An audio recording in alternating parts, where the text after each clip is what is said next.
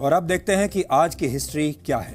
समुद्र के रास्ते पूरी दुनिया का चक्कर लगाने वाला पहला समुद्री जहाज वर्ष 1522 में आज स्पेन वापस लौटा था। विक्टोरिया नामक ये जहाज 4 दूसरे जहाजों के साथ एक खोज यात्रा पर निकला था और इसने पूरी दुनिया की यात्रा सन 1519 में शुरू की थी।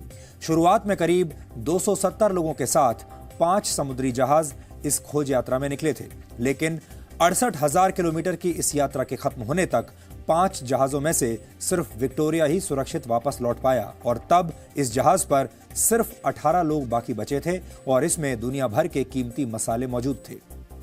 वर्ष 1965 में आज भारतीय सेना ने पाकिस्तान की घुसपैठ का जवाब दिया था और इसी के साथ 1965 के भारत पाकिस्तान युद्ध की शुरुआत हुई थी। इस युद्ध में भारतीय फौज ने करीब 1920 स्क्वायर किलोमीटर का पाकिस्तानी इलाका जीत लिया था, जबकि पाकिस्तान ने भारत के 540 स्क्वायर किलोमीटर के इलाके पर कब्जा कर लिया था।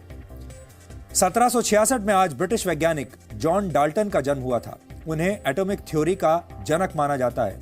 डाल्टन ने ही दुनिया को यह बताया था कि कोई भी पदार्थ बेहद छोटे कणों से बना होता है और उन्हें एटम्स या अणु कहा जाता है। विज्ञान की दुनिया में यह एक बहुत बड़ी खोज थी। आपने कभी ना कभी अपने स्कूल में डाल्टन की एटॉमिक थ्योरी जरूर पढ़ी होगी।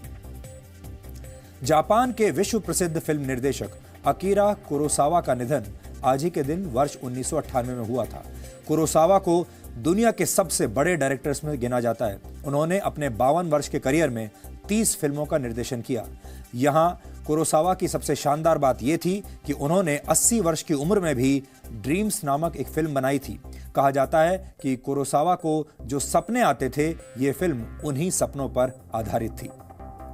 1972 में आज सरोद वादक उस्ताद अलाउद्दीन खां का निधन हुआ था।